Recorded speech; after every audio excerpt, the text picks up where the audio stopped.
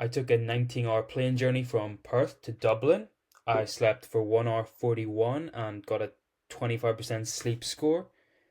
Okay, but then I was shattered the next day, arrived in Ireland, got a 100% sleep score, but kept it at 87% the next night, 100% the next night, 95% the next night. This was all during jet lag. So I feel like I've successfully beat jet lag recently. I've used my own personal experience in this video as well as research, and I've synthesized this into 7 actionable points. If you're about to experience jet lag, let me tell you how you can beat jet lag too. Let's go. So this is how to beat jet lag fast, 7-step protocol. We will cover in this video adjusting your sleep schedule. Hydration is key. Using light exposure. Considering melatonin supplements. Moving around. Getting physical activity. Optimizing your sleep environment as well as syncing in with your local time. So, first point, adjusting your sleep schedule. Okay, so if you're about to experience jet lag, if you're about to travel, long distance, you want to have a gradual shift ideally. So gradually shift your sleep schedule by 30 minutes to an hour each day to ease the transition, starting at least 3 days before your departure.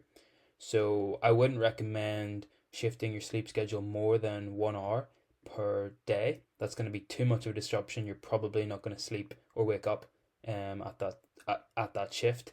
But if you can prepare in a way, say you have a 5 hour difference. If you prepare 3 nights in advance, you will at least shift by about 2 hours. So you're only having to experience a 3 hour shift instead of that 5 hour. This is entirely up to you. Personally, you might want to just minimize the disruption and just have it all in one go. But if you want to experience less of the jet lag symptoms, then you could do this. Consistency is key, so try to wake up and go to bed at the same time each day for consistency. This helps your body's internal clock adjust even on weekends. Planning your flight timing, so book flights that arrive in the afternoon or evening at your destination to make it easier to stay awake until local bedtime and avoid red-eye flights if possible. So if you're going to be knackered, if you're going to be exhausted, ideally you want to sleep when you arrive. Just like I did when I arrived from Perth to Dublin. Unfortunately, it was still lunchtime, so I had to stay up, push myself till at least 7 p.m. I think I managed to push myself. I didn't want to go to sleep at lunchtime because I'd wake up in the middle of the night. So if you can ideally, arrive at a time where it's okay to go to sleep, because you're going to be knackered, then that's a good tip. Okay, hydration. Let's talk about getting water in. So you can do this before the flight. So pre-flight hydration, drinking water regularly in the days leading up to your flight, aiming for at least 8 glasses a day to stay hydrated beforehand. In-flight hydration, so even on the long-haul flight, you want to make sure you've got fluids in, so bringing a refillable water bottle on the plane and drink water frequently throughout the flight, avoiding, ideally, caffeinated and alcoholic beverages that would dehydrate you. Is a great option, as well as when you're off the flight, continuing to drink fluids, plenty of water upon arrival. Dehydration can worsen fatigue and jet lag symptoms, so consider herbal teas, electrolyte drinks to replenish these lost fluids. So the key really is just drinking in the days before, during the flight, and after, and that's going to just help minimize those feelings of fatigue, tiredness, and those just general jet lag symptoms. Using light exposure is the next point. So morning light, exposing yourself to bright light in the morning at your destination to help reset your circadian rhythm, spending at least 30 minutes outside or near a window.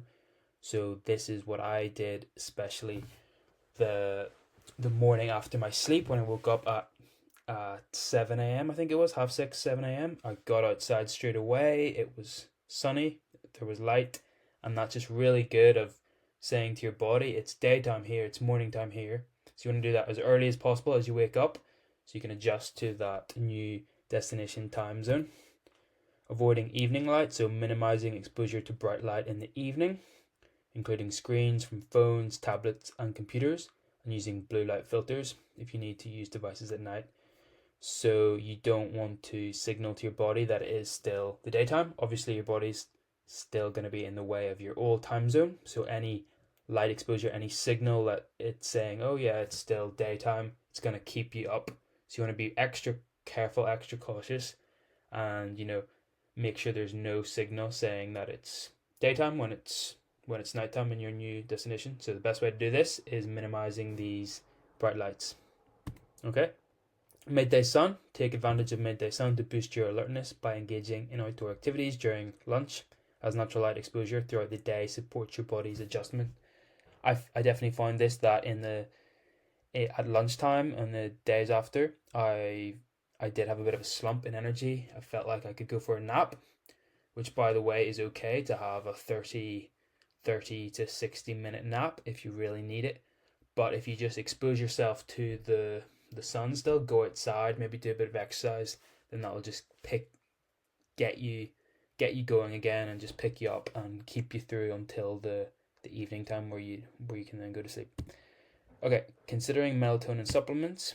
So timing of melatonin, you can take melatonin supplements in the evening according to your destination's time zone to help signal your body that it's time to sleep, starting with a low dose to see how your body reacts. So absolutely, this is proven to really help with jet lag and help increase the speed of which your body adapts to the new time zone. So you can start by on the plane taking the melatonin whenever it's evening time in the new destination. So it just gets you ready to into the rhythm quicker. I personally didn't do this, but there's definitely a lot of evidence to say that this is effective, and if I had melatonin, I would do this, and this would probably help me. Obviously consult a professional, especially if you've never had melatonin before, and they can advise you on the dose of melatonin and on when to take it, There's other natural sources of melatonin as well. You can get this from foods that naturally boost melatonin production, such as cherries, bananas, walnuts. This complements melatonin supplements and supports better sleep. So yes, ideally preparing with melatonin. So as soon as you're on that plane, you can start taking melatonin. You can start eating these foods, and you can keep that up on arrival on your destination, and this just triggers that feeling of sleepiness and gets you into that sleeping zone. When your body's not naturally releasing the melatonin, which it should do when you start to feel sleepy, you can take these supplements which will just help with that. Okay, moving around. This is another great point that really relieves your jet lag symptoms. You can do this during the flight, performing simple stretches and exercises, keeping your during the flight, such as ankle circles, leg lifts, and shoulder rolls to reduce stiffness and improve circulation by moving around every hour. There's definitely a big difference if on a 12-hour flight, for example, if you're just sitting down the whole time compared to if you were to get up even 3 or 4 times during the flight, walking around, just getting circulation into the body, moving, stretching. Okay, you're going to feel better, you're going to feel less stiff. Post-arrival activity as well, engaging in light exercise upon arrival, such as walking or yoga, can help combat fatigue and adjust your internal clock, aiming for at least 30 minutes of activity on your first day. And, doing exercise does signal to your body that it is daytime. It primes it to be alert and gives you some energy. So, yeah, absolutely, if you feel sleepy, engage in some light physical activity just to get your body going is a great tip.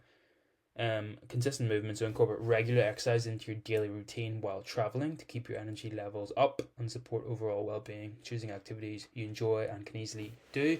So on the days after, when you're feeling tired, when you're feeling low, if you just engage in some light exercise, it really helps with the mood, it really helps with the energy levels, and it really helps with getting sleep and being tired when you need to. So this is what I've found, and even when you don't want to do it, for example, I didn't want to go to the gym the first 2 days when I arrived in Ireland, but I went anyway and felt really good for doing it. And slept pretty well, pretty tired from the gym. So it's definitely a good way to regulate your energy levels and remind your body that it should waken up and it's the daytime. Optimizing your sleep environment, so control light and noise. You can use, it's just general sleep advice, but applies even more when you're trying to not experience jet lag symptoms. So you can use blackout curtains or an eye mask to create a dark environment, and earplugs or a white noise machine to block out disruptive sounds. This promotes better sleep quality in a quiet and dark room. So you want to make your sleeping environment as comfortable and, not as unstimulating as possible. So that really can promote good sleep, because you've got everything else against you. You've got your body clock from a different time zone, so you need everything else to be optimized. You can maintain a cool temperature, ideally between 15 to 19 degrees Celsius or 60 to 67 Fahrenheit. Cooler environment supports deeper sleep, using a fan or air conditioning if necessary. Comfortable bedding, ensure your mattress and pillows are comfortable and supportive. And bring a travel pillow and blanket for added comfort on the go, making it easier to fall and stay asleep. Syncing in with local time. So local meal times, eating meals according to the local schedule to regulate your digestive system and align it with the new time zone. Starting with lighter meals if you're not feeling hungry at local times. So again, you can start this as early as you can, even when you're waiting at the airport, catching your flight. You can start to sync in with your destination time. Maybe they're just having breakfast. Okay, let's have breakfast at the airport. And on the plane, maybe it's, have lunch, even if it's the middle of the night on your old time zone. But again, what is it you're about to arrive into? So have lunch and then have dinner. So if you start doing that earlier, you'll adjust better. Your digestive system will be more in tune with the new destination time zone.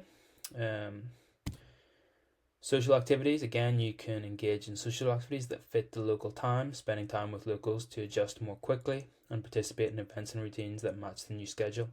So when you arrive, if you surround yourself with a lot of people that are, already regulated in the new time zone's circadian rhythm, they're having breakfast, say when you arrive, get in that environment, you'll feed off that energy. That environment will regulate your circadian rhythm a lot. And then, in the evening, have dinner, etc. So just spending time around people who are already in that time zone, already adjusted to that time zone, is really effective. Daily routine, establishing a daily routine that aligns with the local time, including regular wake up and bedtimes, meals and activities. Consistent routine supports quicker adaptation to the new time zone.